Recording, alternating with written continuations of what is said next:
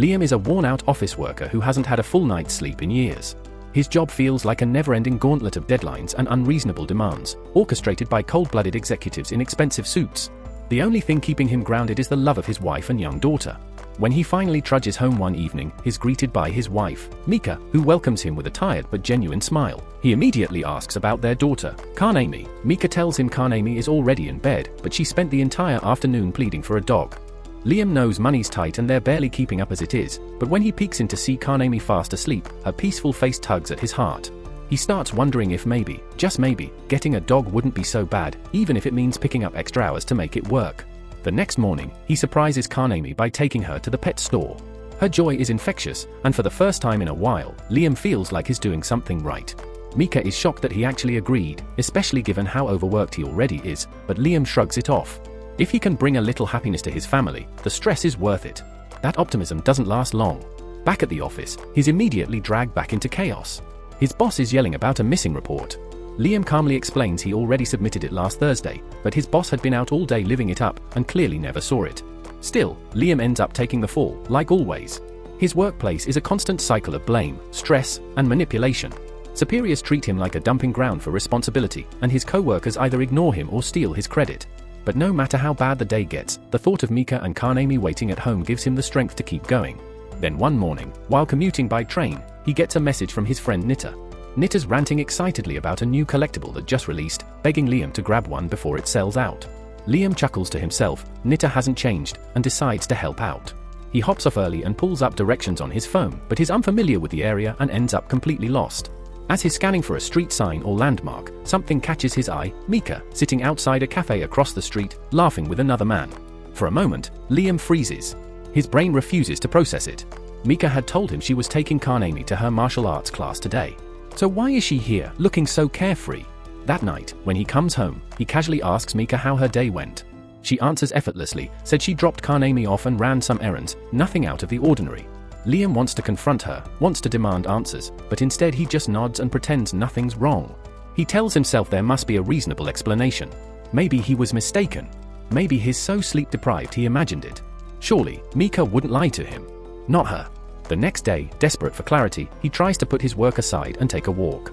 His computer crashes during standby, as always, so he just shuts it down and heads out. Without fully realizing it, he ends up back in the same neighborhood. At first, there's nothing. Relief washes over him. Maybe it really was just a misunderstanding. But then he hears a soft, familiar voice nearby, Mika, on the phone, laughing gently. She even brought Kanemi with her when she met the unfamiliar man. At first, Liam assumed he was just a close friend, maybe someone Kanemi liked being around. But then, he heard it, his daughter calling that man dad. The word hit him harder than any insult or blow he'd ever taken from his supervisor. He stood frozen, the world around him fading into a blur. Eventually, he forced himself to return to work, pretending nothing had happened. In his mind, he clung to flimsy rationalizations. Maybe it was a game. Maybe Kanemi just liked pretending with people. Maybe this guy was a family friend who filled in when Liam wasn't around. But none of it added up. As those thoughts circled, his boss suddenly stormed over and started berating him for standing idle. Liam responded calmly, explaining that his computer takes time to reboot because of persistent standby issues, and for safety reasons, he always shuts it down during his breaks. His boss was unimpressed, barking that maybe Liam shouldn't take breaks at all if he couldn't manage his responsibilities. Before Liam could reply, his phone rang. It was Mika, her voice frantic. Kanemi had been in a serious accident. Without hesitating, Liam dashed out of the office and raced to the hospital. Once there, he asked where Kanemi was. Mika told him she was already in surgery. A doctor soon approached, asking if they were her parents. Both immediately said yes. The doctor explained Kanemi needed an emergency blood transfusion and asked for their blood types. Liam answered AB positive. Mika said O negative. The doctor nodded and asked Mika to come with him. Liam stepped forward, confused, and asked why his blood wasn't needed. The doctor replied that Kanami's blood type was O negative, Liam's AB positive wasn't a match. Left in the waiting area, Liam tried to stay composed. But something gnawed at him. He pulled out his phone and searched the compatibility. A few moments later, he found his answer. An AB positive parent cannot have an O negative child, not by chance, not by mutation. It wasn't just unlikely, it was scientifically impossible. His heart dropped.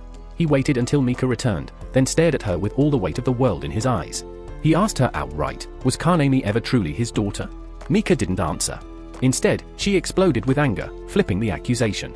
She shouted that if anyone had a right to be upset, it was her. That Liam was never home. that he clearly didn't care about their family. Liam tried to explain, he worked long hours to keep them afloat. He sacrificed everything for them. But Mika wasn't listening. She cut him off, insulted his job, called it meaningless. She said he was stuck in a dead-end role with no real future. How could he ever offer her the life she deserved? Staggered, Liam stood speechless. But Mika went on. She said she'd raised Kanemi practically alone for 10 years. That he had never really been part of the family. And then, as if none of it mattered, she announced she was leaving and taking Kanemi with her. Liam demanded to know where she thought she was going, but Mika ignored him, calling out to Kanemi and telling her to pack up. In a panic, Liam reached out, gripping Kanami's arm, pleading with her not to leave. He cried out that he had always done his best, always put her first. But then, Kanemi looked at him and said, with chilling calm, that she liked her other dad more. And in that single moment, whatever was left inside Liam shattered completely. The following morning, Liam trudged into work like a ghost, empty, numb, already shattered. But his day somehow plummeted further. Without warning, Liam was accused of embezzling 50 million yen. He stammered his innocence, denying it with everything he had, but the evidence was damning. The transfer logs traced directly back to his employee terminal. No discussion. He was fired on the spot. The hits didn't stop there. Soon after, Mika filed for divorce. Worse, she demanded child support, despite Liam knowing the child was never his to begin with. Still under criminal investigation, and desperate to avoid prison time, he agreed to repay the entire sum just to stay out of a cell. He took the first job he could find, back-breaking construction work that grinds men down long before their debts disappear. His life from that point on became a slow-motion collapse. The only sign of life came from Nita, who occasionally messaged him with cheerful notes about new Gundam episodes. For a second, Liam would think about replying, maybe suggesting they watch it like old times. But he never sent those replies. He couldn't bear the thought of Nita seeing what he'd become. He told himself to endure, to survive, hoping some miracle might lift him from the mud. But one afternoon, while eating a cheap lunch, a deep cough seized him, and he spat blood into his napkin. That was the moment he knew things weren't getting better. That night, sleep eluded him. The coughing had worsened. Seeing a doctor wasn't even a consideration. He could barely afford food, let alone treatment. So he curled into himself, trembling in bed, waiting for death to finally take him. But just as the last flickers of strength ebbed from his body, a strange radiance bloomed above him, and visions began to unfold. In those visions, the truth emerged piece by piece. He hadn't stolen a single yen, it had all been orchestrated by his boss. The same man who was having an affair with Mika. Every excuse she'd fed him, her emotional distance, the cold arguments, had been part of the con. She never loved him. She only saw him as a paycheck. She had helped set him up from the very beginning. Liam's breath caught in his chest, not from illness, but from the weight of betrayal. Then a voice echoed through the light, and a man stepped forward from its glow. The stranger confirmed everything Liam had seen.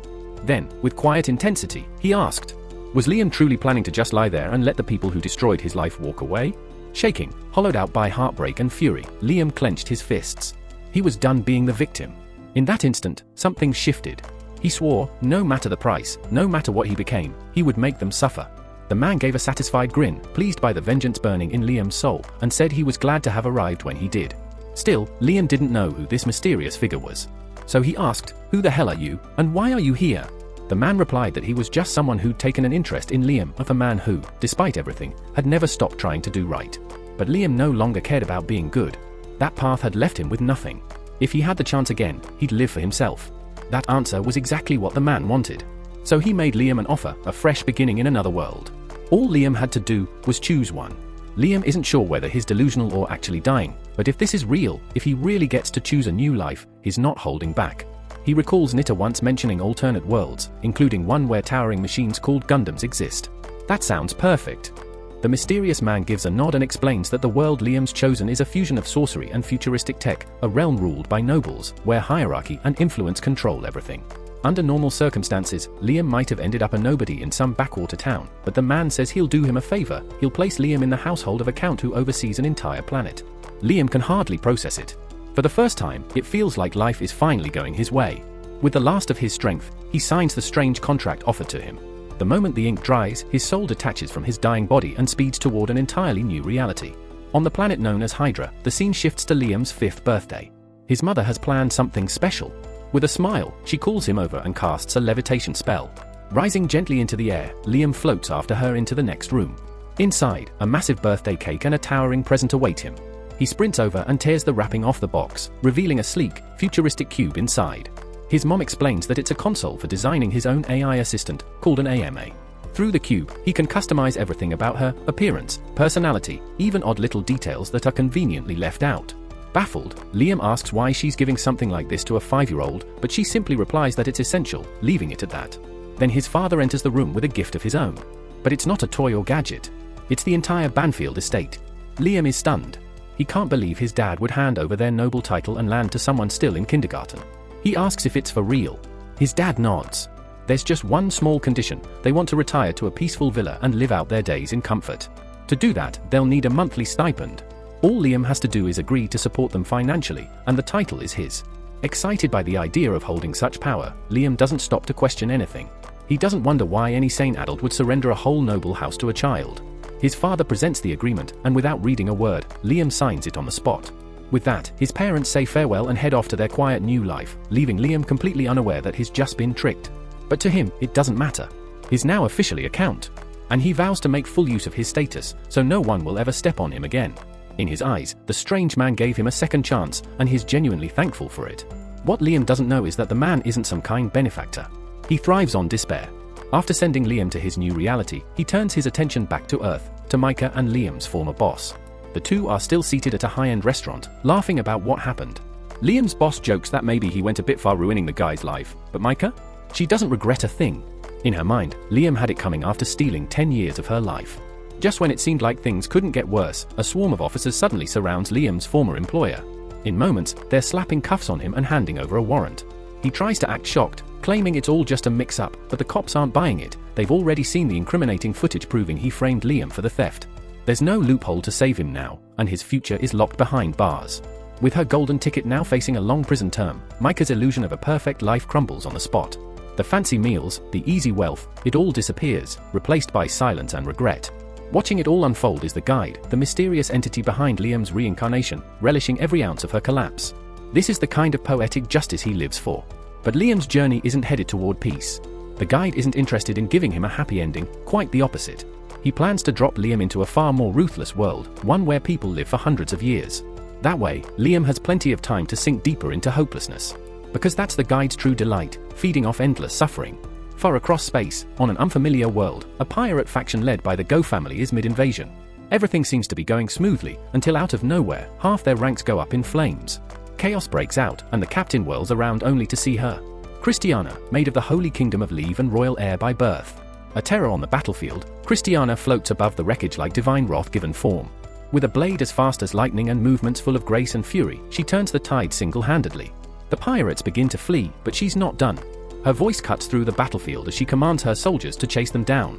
There will be no forgiveness today. This is a message to the world: trespass into Leave's domain, and you won't walk away. Meanwhile, Liam awakens in his new life and finally gets to unwrap his customized AI unit. It arrives in a plain, unimpressive cube, but his butler assures him it's the real deal, he just needs to touch it.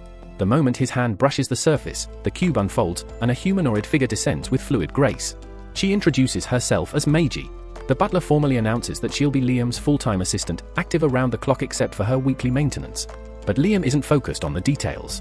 Instead, he circles Meiji slowly, studying her with the same intensity someone might give a freshly delivered luxury car. The butler watches nervously, asking what exactly he thinks he's doing. Liam casually responds that he's just making sure all the custom features he paid for were delivered. The butler is visibly shaken, urging Liam to act more appropriately, but Liam brushes it off and invites Meiji to his room for a more hands-on inspection. The butler can only sigh in quiet horror, wondering what kind of person this young master is turning into. Hours pass, and Liam lounges in comfort while Meiji massages his shoulders. The butler barges in, demanding to know what's been happening. Liam just shrugs, reminding him that while his body is young, his mind is 36 years old. The butler isn't impressed. In this world, he says, 36 is still barely older than a toddler. That stuns Liam, until Meiji calmly explains that the average lifespan in this world is around 600 years. Most folks here don't even count as adults until they're at least 100. Liam was floored. He hadn't realized lifespans stretched that far in this world, but honestly, he didn't mind. It just meant more time to experience everything this place had to offer.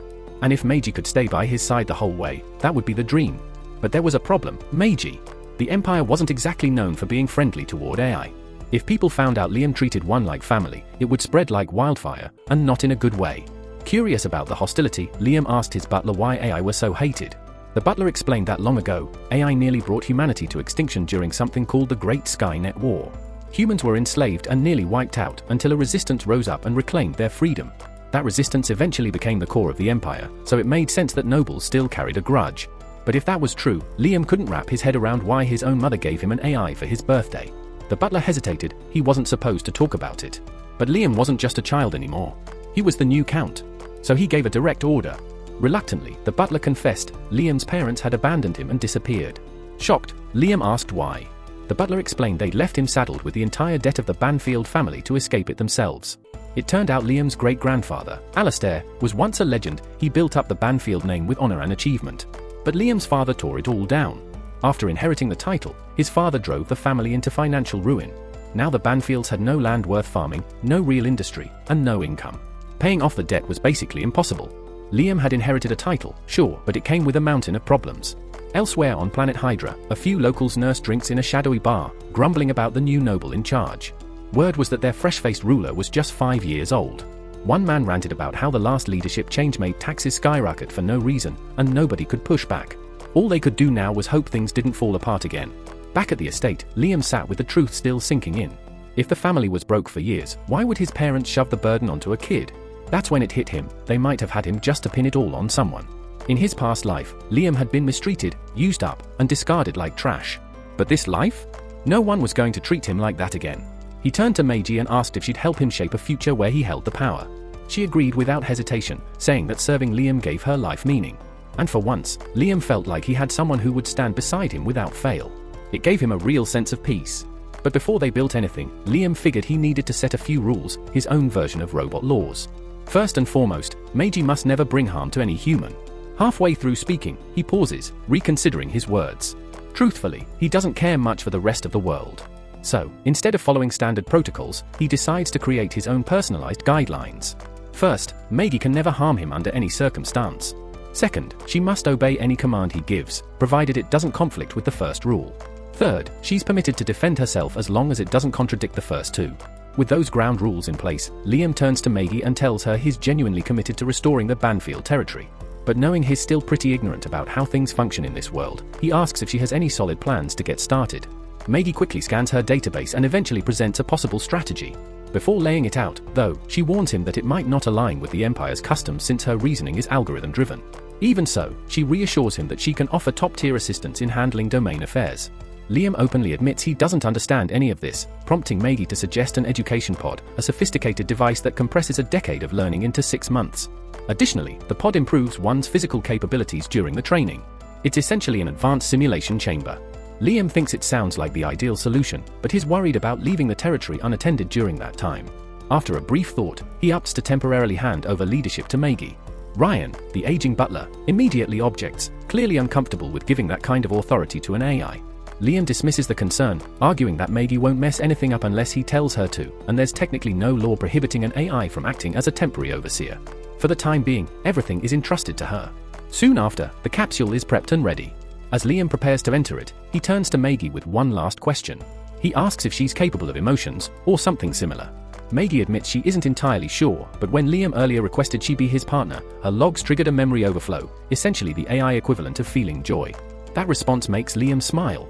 He thanks her once more and tells her he's trusting her completely. Then, without looking back, he enters the capsule and begins his fast-tracked education.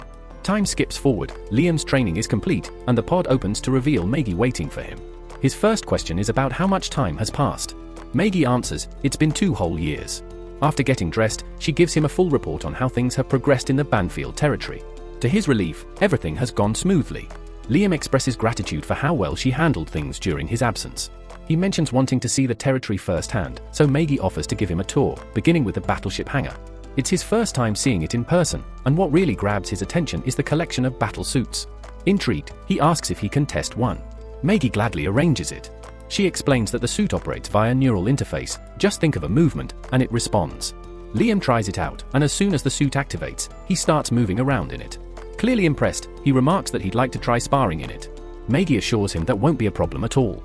A few minutes later, the planet's head of defense, Mashida, shows up to spar with Liam. The training match kicks off with Liam lunging in to make the first move.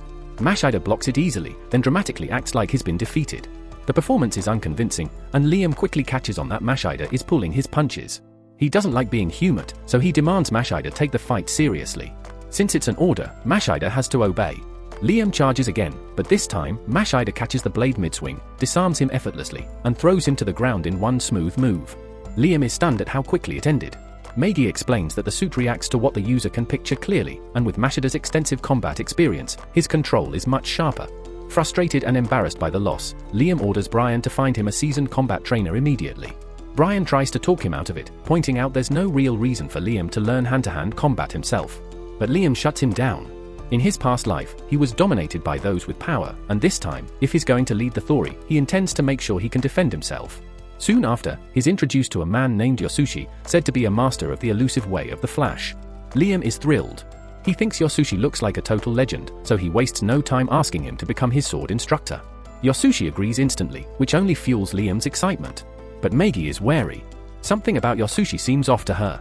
Liam doesn't argue, he admits Yosushi might be sketchy, but says he's willing to give him a shot because the man looks like an old-school warrior.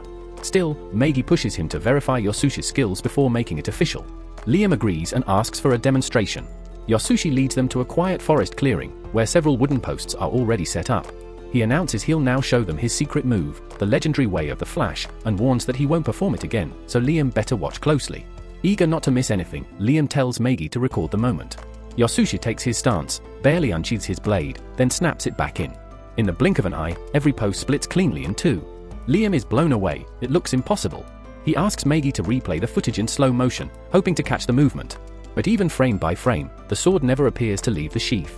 Liam figures Yosushi moved so fast the cameras couldn't capture it, which only makes him more certain that Yosushi is the real deal and begs him to take him on as a student. Later that night, Yosushi returns to the clearing, smirking to himself. He's amazed Liam actually fell for the trick. All he did was score the posts ahead of time so they'd fall apart with a tap, just a simple stage trick. Now, thanks to a bit of flair and a gullible noble, he's secured a cushy gig with great pay and barely any work. Meanwhile, far across the stars, Princess Christiana arrives to meet the Go's pirates for a diplomatic summit. Go's had requested the meeting, but as soon as she boards their ship, he ridicules her for coming unaccompanied. Christiana stands firm, telling Go she's not alone, that if anything happens to her, the entire Allied fleet is ready to obliterate his ship on command. She expects this threat to give her the advantage, but Go remains completely unfazed. He knows the Alliance's loyalty to her isn't nearly as absolute as she assumes. At that exact moment, a distress alert pings through Christiana's comms. Her homeworld is under siege. Pirates have breached the defenses, and she's stunned, those planetary shields should have held. Go smirks and reveals the harsh truth, the alliance she painstakingly assembled has already begun to crumble. A few well-placed bribes and promises were enough to turn some of her key allies against her. Moments later, her crew sends in a critical update. The nearby Allied ships have aimed their weapons at her own vessel. She's in shock, Go's has managed to turn her entire support network on its head. With nowhere to turn, she's forced to hear him out. On the other side of the galaxy, Liam is struggling. Yosushi's brutal training is wearing him down. Despite years of practice, Liam still can't execute the legendary sword technique he's chasing. He turns to Meiji, hoping for a shortcut, but she admits she can't help. After all, she's an AI, not a sword master. For 3 years, Yosushi has kept Liam locked into basic drills. And while it's definitely sharpened his skills, as Amaji often reminds him, Liam's not satisfied. He doesn't just want to be competent, he wants a move that makes people take notice. That evening, Yosushi relaxes in his quarters, flipping through old manga, amazed he's managed to fake it this long. He's no master swordsman, but he knows just enough to keep the illusion alive. Teaching beginner techniques to Liam has earned him a fortune, and if luck holds, he hopes the scam will stretch on. But his plan nearly unravels when Liam walks in and earnestly asks him to finally reveal the way of the Flash. Yosushi panics and immediately declares he's quitting. He argues that since he already showed the move once, there's nothing left to teach. If Liam's not satisfied, he says, there's no point in continuing. Instead of reacting with anger, Liam drops to his knees, apologizing with deep sincerity for crossing a line. Reluctantly, Yosushi agrees to keep going, warning him never to overstep again. Once Liam leaves, Yosushi exhales sharply, visibly shaken. That was too close. He knows damn well he can't teach Liam a technique that doesn't actually exist. Just as he's starting to calm down, Liam unexpectedly reappears. Yosushi tenses, thinking the jig is up. But Liam only stops by to say he'll be out tomorrow and can't make training. Meanwhile, Christiana sits imprisoned in the private quarters aboard Go's flagship. She demands to know what he's planning. Go's just chuckles, saying he wanted her to have the perfect view. She's puzzled until he gives a chilling command: every ship under his control is to target her homeworld. The moment it clicks, panic floods her. She begs him to stop, but Go's looks entirely unmoved. He gives the command, and Christiana can do nothing but watch in horror as her homeworld is obliterated before her eyes. Meanwhile, across the galaxy, Liam is still preoccupied with his inability to master that signature sword technique, but he sets it aside to focus on more pressing matters. He asks Meiji for the latest monthly report. She brings up a series of graphs and data showing the status of the Banfield domain. The financial outlook is still grim, but there's been a steady uptick in production and infrastructure. Liam feels a bit of relief, glad that things aren't completely falling apart. He compliments Meiji on the progress, but she responds with dissatisfaction. Despite their large-scale investments, especially in welfare, the returns are far lower than expected. That raises a red flag for Liam. He asks for a detailed report on welfare spending. His past life of crunching numbers makes it easy for him to spot the problem. Something's clearly off. He tells Meiji to summon the noble in charge of the budget. Soon enough, a greasy-looking aristocrat waddles into the room. Liam doesn't bother with formalities. He gives the man one chance to come clean. The noble feigns ignorance, but Liam lays out the truth. The accounting has been manipulated. The numbers don't align, proving the noble has been siphoning funds. What he thought was a clever disguise is obvious to someone used to auditing corporate books. Liam also questions the sudden change of vendors. The noble claims it was about efficiency, but the lack of results tells a different story. It's clear he rerouted contracts to businesses under his control for personal gain. Surprisingly, Liam isn't even enraged. In fact, he expected this. After all, his goal in this world was to become the kind of corrupt noble feared in whispers. And now he sees how to use his authority the same way this slimeball has. Just then, Meiji informs him that this noble had already been investigated once before for embezzlement. Liam is stunned he's still employed. The noble quickly explains that his underling took the blame. Liam asks Meiji to confirm, and she does. The official report exonerates the noble, pinning it all on his subordinate, who was later executed. No concrete evidence was ever brought forward. Liam knows this trick well. It's the classic move, sacrifice a pawn to dodge accountability. He calls it out. The noble panics, trying to deny everything, but Liam isn't interested in his pathetic lies. Sword in hand, Liam begins walking toward him. The noble scrambles, insisting that this is just how nobles operate, that it's part of the system. But Liam's patience is gone. As he raises his blade, Meiji suddenly steps in and urges him to wait. Thinking he's been saved, the noble gets cocky and shouts that Liam is just a child who doesn't understand the real world. Before he finishes, Liam strikes, his sword gleams, and the noble's head rolls across the floor. Still buzzing with adrenaline, Liam gives a cold, firm order. Meiji is to launch a full investigation and purge every corrupt noble in the domain. Meiji urges him to calm down. This was Liam's first Real kill, and the shock has locked his body in place. He can't even let go of the sword. Meiji carefully pulls her hand away and, regarding Liam's earlier command, she points out that eliminating all the corrupt nobles would cause massive disruption. Nearly all of them are tainted, and their removal would plunge the entire political system into chaos. However, she proposes a solution. A group of capable administrators could step in to fill the void left by the nobles, ensuring continuity. Liam trusts her judgment and gives his approval for this plan. Back at the battlesuit hangar, Liam is eager to continue his training. Having grasped the basics of swordsmanship, he's now itching to try them out in a battlesuit. However, before he can begin, Yasushi enters the room and scorns the idea of using a default automated suit, claiming that true warriors never rely on such AI-dependent technology. Determined to improve, Liam asks Mashadek if there's a better alternative. That's when he learns about a special battlesuit that once belonged to his great-grandfather, Alistair. It's a rare, fully manual relic, one that no one has ever been able to operate successfully. This discovery sparks Liam's desire to get his hands on the suit. Meanwhile, Yasushi, grumbling about Liam's surprising progress, heads to an old shrine to search for anything valuable. He curses the fact that the training is actually working, despite it all being a scam. Yasushi realizes he can't keep deceiving Liam forever, and the only way to continue profiting from him is to invent more pointless tasks. While idly leaning against a wall, Yasushi accidentally activates a hidden mechanism that reveals an ancient mobile knight, rusty and worn, but to him, it's the perfect tool to keep Liam distracted and the money flowing. Back on Earth, the malevolent guide is still on the hunt for negative emotions. He encounters a man losing his temper at a Starbucks over cream sticking to the lid of his cappuccino. The guide enjoys the petty bitterness of the man's tantrum but craves something far more potent. Meanwhile, Yasushi has already given Liam a new task, to restore the ancient mobile knight, now dubbed Avid, as part of his training. Eager to prove himself, Liam dives into mastering the so-called flash technique, which Yasushi insists is crucial to becoming a true warrior. His ever-loyal butler, Brian, watches with mixed feelings. Though he's secretly delighted that Avid once belonged to Liam's great-great-grandfather, he remains skeptical.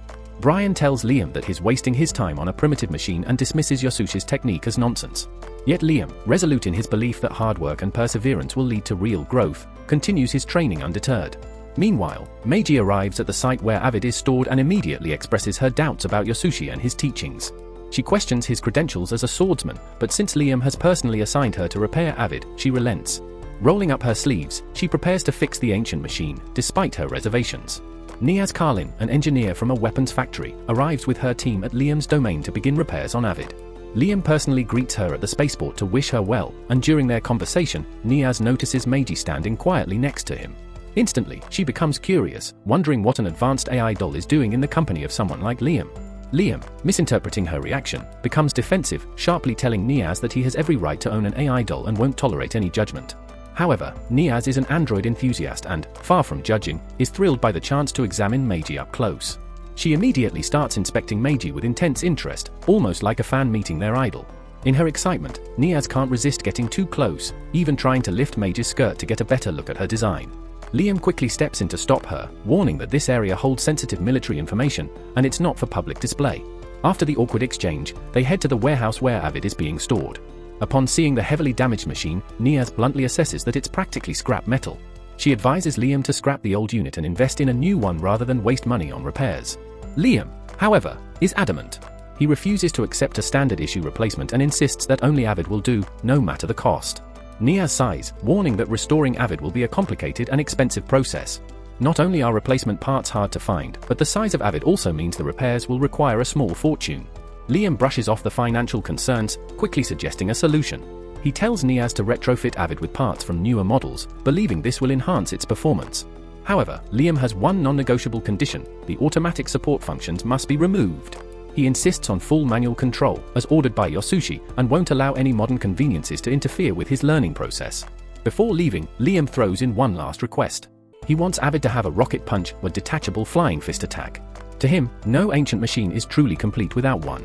Just then, Yasushi enters the warehouse to check on the progress of Avid's restoration. The moment Yasushi spots Niaz, he is completely captivated by her, overwhelmed by her beauty in a way that causes him to have a nosebleed. Panicking, he quickly wipes it away, trying to regain his composure, and strides over to introduce himself. Despite his efforts, Niaz is too engrossed in her conversation with Liam to notice him. Unfazed, Yasushi continues trying, cheerfully introducing himself and even asking her out on a date. But Niaz, too preoccupied with explaining why Liam's suggestion of adding special moves to Avid is completely impractical, doesn't acknowledge his attempts. Liam, as confident as ever, responds casually by offering Niaz any amount of money she needs to get the job done, which causes her to quickly relent. After all, her main goal had always been to milk as much cash from Liam as possible. Yasushi, however, watches from the sidelines, burning with jealousy as he observes Liam and his fated one for chatting as though they were the stars of a romantic comedy. Seething, he silently vows revenge, and since he can't strike directly at Liam, he plans a far more extreme and ridiculous training regimen. This time, Yasushi's genius plan is to have Liam train while completely blindfolded. He drags Liam to a river and forces him to balance on a slippery log, all while trying to stay steady. To make things worse, Yasushi gleefully begins firing tennis balls at Liam from a custom-built launcher. Clearly, Yasushi is just venting his personal frustration over Liam stealing his potential love interest, but he disguises it as a way to improve Liam's swordsmanship. Liam, getting bombarded with tennis balls while desperately trying not to fall into the river, grumbles about the absurd weight of his sword, but follows his master's insane instructions, continuing to train. His goal, to dodge the tennis balls using only his mind's eye. Meanwhile, on the pirate flagship, Commander Go strolls into the prison cells, where he reveals that he has been holding numerous women captive, including Princess Christiana. He doesn't bother with explanations, simply ordering Christiana to step forward as he announces that they've arrived at their destination, Treasure Island. Goes, leering at Christiana, gets too close, commenting on how her beauty makes him shudder with excitement. Without hesitation, he drags her to the ship's laboratory, where his deranged assistant awaits, flinging open the door to reveal a terrifying sight. Inside the room lies one of Goze's earlier projects, a woman so mutilated and deformed she barely resembles a human. With a twisted laugh, Goze tosses her out of the ship like trash, then turns his attention back to Christiana. He announces that she will be his next project, his newest, prized pet. Unhurried, Goze begins brainstorming ways to modify his new toy. His assistant suggests some cruel ideas, such as cutting off Christiana's legs, but Goze, ever the twisted innovator, comes up with something even worse. He proposes gouging out Christiana's eyes and grafting them onto her palms. Trapped in this nightmare, Christiana looks around in horror, spotting rows of test tubes containing other mutilated victims. It becomes painfully clear that without a miracle, her fate will be no different. Back at Liam's estate, weeks pass, and Niaz finally finishes repairing Avid, outfitting it with all the custom features based on Liam's eccentric requests.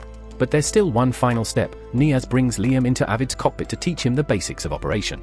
True to her nature, she can't resist getting a little playful, pulling her top halfway down under the guise of needing more freedom to demonstrate properly. Liam, doing his best to ignore his nerves, follows Niaz's instructions and begins powering up the ancient mobile knight. Avid scans him, recognizing him as its sole pilot from that moment forward. No one else will be able to operate it again. With a rush of excitement, Liam takes his first step, only to immediately stumble and crash to the ground, toppling the entire mech. Nias, unimpressed, reminds him that Avid doesn't come with modern conveniences like automatic stabilizers, and unlike newer models, piloting it isn't as simple as pushing a button. But if Liam can master controlling Avid manually, it will be like controlling his own body. Determined, Liam pulls himself up and tries again. This time, he manages to keep his balance much better. He successfully pilots Avid out of the warehouse, and while practicing, Nias stresses the importance of maintaining a solid mental image to control the mobile knight effectively. She moves in closer to adjust the controls, but her large figure accidentally brushes against him, completely throwing off Liam's focus. The result is that Avid starts making awkward gestures, as if reaching out for something it really shouldn't. Nias immediately realizes what must be on Liam's mind and shoots him a suspicious glare. Liam hurriedly defends himself, claiming it wasn't his fault. Meanwhile, Yasushi, watching from a distance, is convinced Liam is misusing his position inside the cockpit for some inappropriate behavior with Nias. Brian, on the other hand, is grinning and wiping tears, thrilled that his master is finally showing an interest in a real woman instead of a robot.